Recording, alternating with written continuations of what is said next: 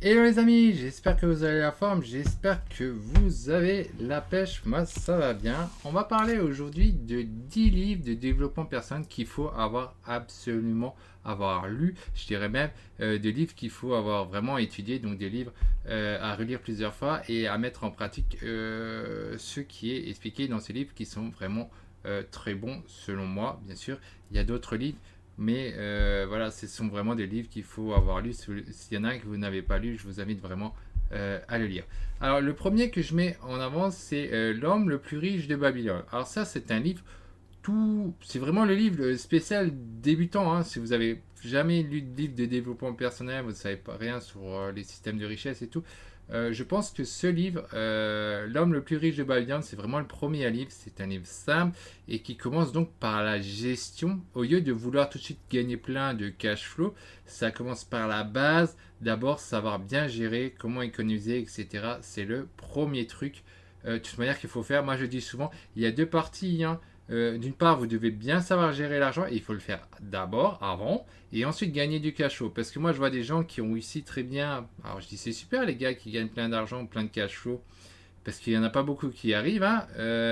Mais par contre, ils gèrent mal leur argent et ils font n'importe quoi. Hein. Là, on peut en revenir sur l'histoire de l'or. Hein. Tous les nombreux gens qui ont investi dans l'or, que ça a monté avec cette histoire de confinement, et ben il faut savoir que maintenant ça a craché. Et tous les gens qui ont donc fait ça, et ben ils l'ont eu dans l'os.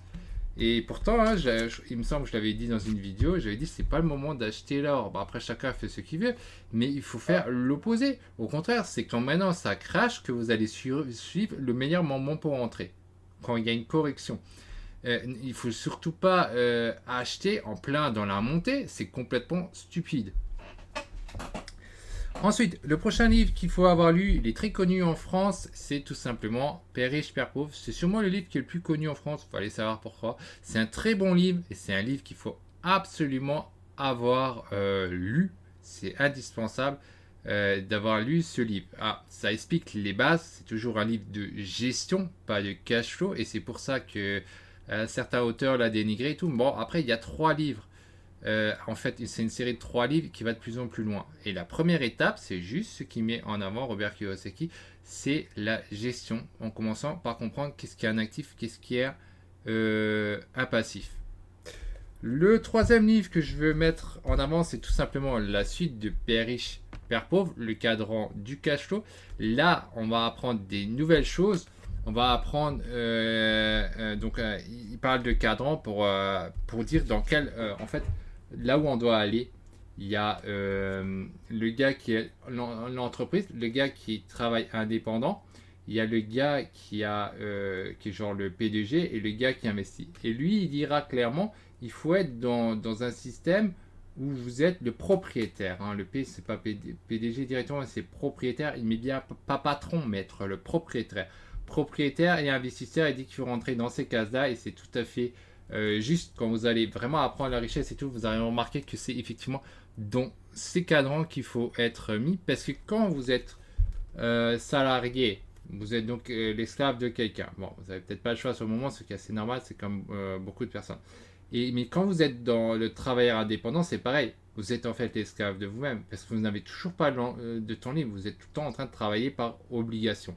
Or que quand le gars il passe en tant que propriétaire, lui il bosse plus. Il gagne de l'argent sans bosser. L'investissement, c'est pareil. Quand vous investissez, vous gagnez assez, vous bossez plus. Et c'est ça qu'il explique Robert Kiyosaki qu'il faut faire. C'est en gros, vous créez en fait des emplois et par la suite, vous êtes libre tout en rentrant plus d'argent que ceux-là qui sont en train de bosser. Et ça, c'est un choix, une décision en fait. Tout le monde peut choisir d'être dans un cadran ou dans l'autre et chercher à être dans le bon cadran et pas rester dans celui-là qu'il ne faut pas. On est forcément obligé au départ d'être dans les cadrans qui sont pas bons, à moins qu'on est né d'une famille riche, mais on n'est pas obligé d'y rester. On peut travailler pour changer de cadran et avoir enfin la vie de nos rêves tout en aidant un maximum en fait de gens. Le prochain livre qui est indispensable, c'est Réfléchissez et devenez riche de Napoléon Hill. Alors ça, c'est un livre qui est très très mis en avant dans d'autres ouvrages. D'ailleurs, dans Père riche, Père pauvre, il le cite aussi. Dans énormément de livres, on va vous dire qu'il faut lire ce fameux livre Réfléchissez et devenez riche de Napoléon Hill. Et c'est tout à fait vrai. C'est un livre qu'il faut absolument avoir lu. Il y a des choses qui sont vraiment surprenantes. Il parle de 13 principes, si j'ai bonne mémoire. Dont moi, le principe qui m'a le plus surpris, c'était l'histoire de l'autosuggestion. Ça m'a quand même bien tiqué. Et je dirais aussi que, bon, c'est lui aussi qui parle tout le temps dans son livre, il y a un secret sans le dire. Et j'ai trouvé ça vachement bien fait, génial. C'est qu'il dit pas c'est quoi le secret, il veut qu'on en fasse une conclusion. Et ça, c'est bien comparé à d'autres livres qui expliquent directement qu'est-ce que c'est, ou un film qui explique direct que c'est. Bah, le problème, c'est que ça sert pas à grand chose quand vous savez c'est quoi. Ce qui est important, c'est en fait d'arriver à cette conclusion. Et quand vous avez cette conclusion-là, vous avez à maîtriser le truc et c'est là que ça devient vraiment intéressant. Donc effectivement, il y a bien 13 chapitres. D'ailleurs, c'est un livre que je devrais encore relire encore une fois, que j'ai déjà lu plein de fois. Mais il est vrai que certains points, je les ai pas encore tout à fait dans la tête, ou je les ai oubliés et il faudrait revoir. Et il y a un chapitre bonus sur la peur, parce qu'on sait que la peur, c'est une des principales raisons d'échec, c'est bien la peur qu'on n'arrive pas en fait à dépasser, parce que bon, la peur on en aura toujours, la question c'est est-ce qu'on dépasse nos peurs, est-ce qu'on a assez confiance en nous, etc. Donc ça c'est vraiment un livre à lire, réfléchissez et devenez riche. Et par la suite on peut continuer la suite avec le succès par la pensée constructive. Ce livre j'ai trouvé vraiment excellent, il m'avait vachement plu quand je l'avais lu. C'est un livre qui est co-écrit, donc il est avec Napoléon Hill, mais il est aussi avec Clement Stone. Clement Stone, c'est la personne qui a aidé Napoléon Hill à sortir de sa retraite en fait, et ils ont réécrit ensemble ce nouveau livre, et ce livre est vraiment très bon. C'est un livre vraiment excellent, avec une histoire de badge, avec 2 faces et tout, et c'est vraiment à lire. On en parle nettement moins souvent, mais moi je dis, je le préfère même à réfléchir et devenir riche, je dois admettre que de tous les livres de Napoléon Hill que j'ai lus, je les ai tous lus, celui-là est mon préféré, le succès par la pensée constructive. Ensuite, donc tout ça c'est subconscient pour ce qui est des livres de Napoléon Hill. Il y a l'autre partie, c'est la relation avec autrui. Et donc là, ce livre est à lire. Comment se faire des amis de Dale Carnegie, c'est très important. C'est pas facile, c'est très difficile. Rien que le premier principe. Éviter de critiquer, de ne pas condamner et de ne pas se plaindre, ne pas blâmer les autres. Hein. Rien que maîtriser ce premier principe, c'est déjà balèze, mais c'est logique. Si vous arrivez à éviter toutes ces choses-là et que vous faites comme un Benjamin Franklin et que vous parlez que en bien des autres, eh ben, vous ferez plus d'amis, et quand vous faites plus d'amis, forcément, vous allez avancer beaucoup plus vite que quand vous faites l'opposé. C'est pas facile au départ, mais si des gens comme Benjamin Franklin l'ont fait et on a vu le résultat, bah, vous pouvez aussi le faire. Moi aussi, je peux le faire. C'est quelque chose vraiment à lire, à vraiment à mettre en pratique. Mais c'est sûr et certain que le type qui maîtrise les principes, il décolle à fond, c'est certain. Hein. Il n'y a pas à chercher midi 14. Le prochain livre que je dirais qu'il faut lire, c'est Stratégie de prospérité de Jim Rohn. Ça, c'est un de mes auteurs préférés. Jim Rohn, donc c'est un gars qui a vécu, qui n'est plus de notre monde malheureusement, mais c'est un type, je trouve vraiment génial ce type. Alors c'est un livre à lire, c'est là dans Stratégie de prospérité, il va nous expliquer les histoires de liste d'objectifs et tout qu'on connaît, donc c'est la base qui va revenir sur les tableaux de vision qu'on n'utilise plus aujourd'hui, qu'on n'utilisait pas à l'époque. Dans son livre il parlait de la liste, mais ça change pas grand chose. Les tableaux de vision c'est pour ceux qui est très proche que vous allez faire dans les prochains temps et ça vous aide à mieux visualiser. Mais la première chose effectivement à faire, c'est déjà une liste. Vous devez avoir une liste d'objectifs de ce que vous voulez faire. Écrire les 300 choses que vous voulez faire dans votre vie. Qu'est-ce que vous allez faire dans un mois? Qu'est-ce que vous allez faire cette semaine? Qu'est-ce que vous allez faire demain? Il faut que vous ayez des listes pour que vous agissiez et que vous fassiez les choses pour atteindre tel ou tel objectif. Donc ça c'est la base du livre. Il y a d'autres choses à lire, pas mal de choses à lire. C'est vraiment un livre à lire, Stratégie de prospérité. Ensuite, je dis que le prochain livre qui est à lire, c'est La nuit de Jim Rohn. Hein, c'est Rendez-vous au sommet de Zig Ziglar. Ce livre est vraiment excellent. C'est un livre vraiment à lire. Alors, il y a des livres de Zig Ziglar que j'ai moins apprécié, mais celui-là, c'est sûrement celui-là que je préfère. J'ai moins aimé la suite Dépassement Total, même s'il est vraiment très bon aussi. Ce sont des très bons livres. Mais en tout cas, Rendez-vous au sommet, celui-là, il faut l'avoir lu. C'est un livre, c'est un chef-d'œuvre. Hein. Ce sont vraiment des livres que je vous cite là. Ce sont des chefs-d'œuvre. Alors Zig Ziglar, il faut savoir que c'était un vendeur aussi. C'est aussi un gars qui faisait de la vente, qui a par la suite devenu conférencier comme tous et qui montre comment atteindre les marges du succès. C'est un livre incroyable. Ensuite, on a, je dirais, le livre de T. Harv Eker, Les secrets d'un esprit millionnaire. Donc, c'était vraiment un livre aussi à lire. J'aime bien sa première partie qui dit, ouais, comme quoi on n'est pas nos parents, etc., qu'on n'a pas obligé d'être pareil. Il nous faut prendre aussi confiance, comme quoi il y a des choses qu'on fait automatiquement quand nos parents on l'a pas remarqué. Et là, il nous met en avant plein de choses comme ça dans la première partie, après la deuxième partie et tout. Il explique très clairement qu'il faut aussi bouger son cul. Il suffit pas de savoir qu'est-ce que c'est le fameux secret que Napoléon il dit. Il dit aussi, voilà, même en sachant quel est le secret, faut bouger son cul, il faut agir. Si vous n'agissez pas, ça ne pourra pas marcher. Oui, les choses elles vont venir vers vous. Mais vous n'arrivez pas à les prendre si vous n'agissez pas, si vous n'avez pas travaillé, quoi. Donc c'est vraiment un livre à lire aussi, Les secrets d'un esprit millionnaire de T. Harv Eker. C'est vraiment un très bon livre. Enfin, le dernier qui est assez en vogue, bien entendu, qui est à lire aussi, c'est L'autoroute du millionnaire. Le livre est vraiment excellent. C'est vraiment un très bon livre à lire. Il n'y a rien à dire. Il parle des deux parties, de la gestion, mais aussi du cash flow, même si la plupart des gens qui le lisent sont fixés après sur cash flow. Attention, je redis, il faut arriver à gérer les deux parties, la partie de gestion et la partie du cash flow. Parce que si vous arrivez à gagner beaucoup de cash flow et que après vous faites des conneries en investissant dans l'or en plein crise sanitaire ou autre, qu'importe la crise, c'est que vous n'avez pas compris la gestion et que vous n'avez pas suivi ce que MJ Demarco il mettait dedans. Oui, il a critiqué des livres comme Père riche, Père pauvre, il les a descendus et tout, parce qu'il a dit ils sont incomplets. Mais ils sont incomplets parce que lui, pour moi, il n'a pas lu la suite des livres. Il a juste dit apparemment Père riche, Père pauvre, et après il a dit bon basta, c'est incomplet. Mais comme je l'ai dit, Père riche, Père pauvre, il y a 3 parties, donc il y a le cadran du cash flow, et il y a encore un après qui va beaucoup plus loin et qui dit la même chose. Il vaut mettre son entreprise et mettre son entreprise après en bourse pour le moment de départ. Donc comme quoi, la même chose que d'être comment vous dire, d'être au sens inverse. Au lieu d'acheter, c'est de vendre les parts de l'entreprise.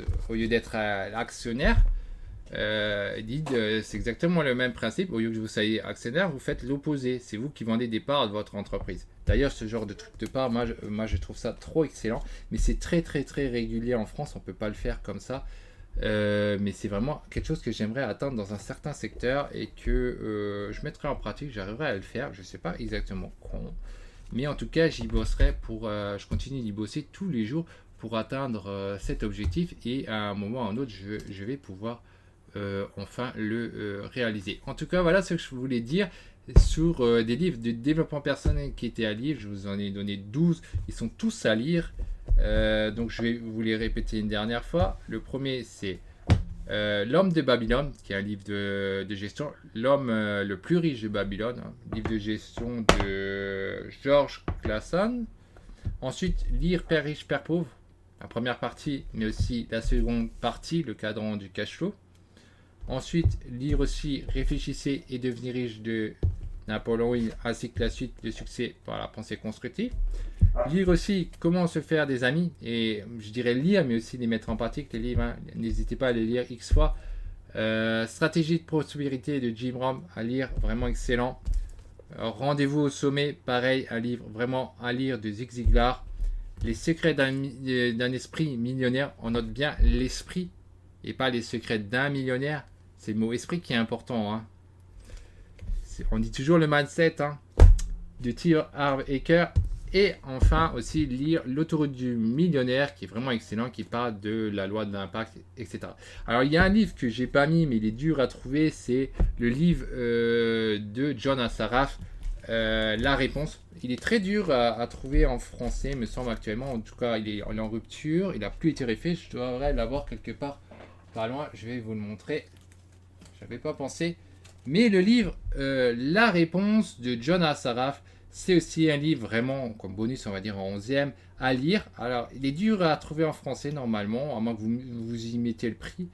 Vous le trouvez facilement par contre en anglais à bas coût. Vraiment pas cher. Les livres américains sont largement moins chers qu'en français de base. Et les Américains, au moins, il n'y a pas de rupture de stock sur les livres comparé au truc français où il y a des ruptures de stock par la suite. En tout cas, c'est vraiment aussi un livre vraiment à lire et c'est lui qui parle aussi de la loi de la gestation et tout, comme quoi il faut attendre, il ne faut pas être pressé. Il parle beaucoup des tableaux de vision, de la visualisation et il remet encore une fois ce qui va un peu. MJ DeMarco le voyait bien, hein, John Assaraf et son livre La Réponse, de même que Zig Ziglar, hein, faut le savoir. Si vous lisez beaucoup de livres de développement personnel, vous avez vu que MJ DeMarco a lu énormément de livres. D'ailleurs, j'en trouve des nouveaux qu'il a lus, que j'ai lus par la suite, et j'ai marqué, ah ouais, il a tiré de ce livre-là. Mais alors, il a critiqué certains comme quoi ça lui plaisait pas, d'autres que ça lui plaisait. Et alors, on voit que le gars, il a compris des choses, où il a un niveau largement supérieur à nous. Mais sur d'autres points, c'est pas le cas. Parce que, par exemple, la visualisation, il dit, ouais, bon, moi, ça marche pas, mais il l'a quand même appliqué. Et il n'a pas compris cette histoire de... Pour moi, il n'a pas compris l'histoire de la gestation que John Assaraf, il expliquait. Comme quoi, les choses, elles mettent du temps à venir. Pourtant, ça s'est bien produit. Il a fini par avoir ses Lamborghini par la suite. Et le fait qu'il les avait mis en poster et tout, ben, en fait, ça a joué. Même si, du coup, il pense que ça n'a pas marché. En fait, si, ça a joué quand même. Et bien sûr, il fallait agir, évidemment. Hein. Et comme il met en avant la loi de l'impact, comme il a appelé, du coup, il y en a beaucoup qui parlent de loi de ci ou de ça, pourquoi pas. Pour lui, il parlait alors du coup de loin d'impact, comme quoi il faut impacter les gens, et c'est effectivement tout à fait juste. Vous devez rentrer dans. Si vous voulez être hyper riche pour réaliser vos rêves, ça dépend du niveau de ce que vous voulez faire. Il faut que vous ayez, que vous rentrez dans un secteur où il y a énormément. Vous pouvez faire un impact énorme, donc résoudre les besoins des gens et non vous baser sur ce qui vous passionne, que vous aimez, parce que c'est pas ça qui fera que votre entreprise marchera. Ce qui fera qu'une entreprise marche, c'est quand vous résolvez les problèmes des autres. Et donc, il faut trouver là où il y a le meilleur impact pour s'enrichir vite. Et c'est tout à fait juste ce qu'il dit, même si c'est pas aussi simple après de mettre en pratique. Hein, parce que s'il suffisait de chercher à aider le plus grand nombre et voilà, claquer des doigts, hop, oh, on sait quel secteur il faut faire. Et même comme ça, on a des secteurs, on s'en doute que c'est plus facile d'avoir de l'impact, mais c'est pas aussi simple parce qu'il y a aussi pas mal de concurrents et tout, et il faut trouver une certaine démarche, un moyen de se démarquer et autres. Oui, je dirais même que c'est même pas directement le concurrent qui serait un problème, c'est surtout qu'à la base vous n'avez pas de réseau. Et il faut arriver à créer un réseau. Même si vous voulez résoudre un besoin, personne ne vous connaît. Et si vous voulez vous faire connaître, vous payez de la pub, mais la pub c'est cher. Du coup, c'est pas aussi simple que ça. Mais la base, elle reste quand même. Il faut résoudre un besoin là où il y a, où ça peut avoir un impact énorme. Allez, voilà ce que je voulais dire pour cette vidéo. Vous trouvez bien sûr, je vais vous donner les liens en description, il faut que j'y pense, des différents livres. Et n'hésitez pas à me mettre en commentaire les livres que qui vous ont plu. Hein. Vous avez peut-être d'autres livres ou des livres en commun. N'hésitez pas à en parler en commentaire. Moi, ça m'intéresse de savoir. Mettez aussi un pouce bleu de l'amour parce que ça, le pouce bleu de l'amour, ça va m'aider à propulser la chaîne. Comme j'ai dit, hein, pour avoir de l'impact, il faut avoir un réseau. Et ça, c'est la partie en fait qui est difficile, même si on sait que quand on résout un problème, hein, moi je sais qu'il y a beaucoup de gens qui ont des problèmes de gestion qui ne savent même pas certaines bases parce que je fais des vidéos, alors les gens ne comprennent même pas ce que je dis, et du coup on se rend compte que effectivement il y a beaucoup de gens qui ont un besoin quelque part, c'est que qu'il y a des gens qui pour l'instant ne savent pas les bases. Donc je suis déjà trop avancé par moment, ça m'en rend compte. Bien sûr, pour que je le sache, il faut l'écrire en commentaire, les gens. Si vous ne me dites pas là où vous bloquez les problèmes, moi je ne peux pas le savoir. Parce que pour moi, ma perception, elle n'est pas la même. Hein. Il faut dire là où vous bloquez, etc. Et comme ça, moi je peux vous faire des nouvelles vidéos basées en fait là-dessus. Donc voilà, à bientôt les amis. Pensez aussi à partager sur les réseaux sociaux, bien entendu. Allez, à la prochaine, c'était Sébastien Kennel.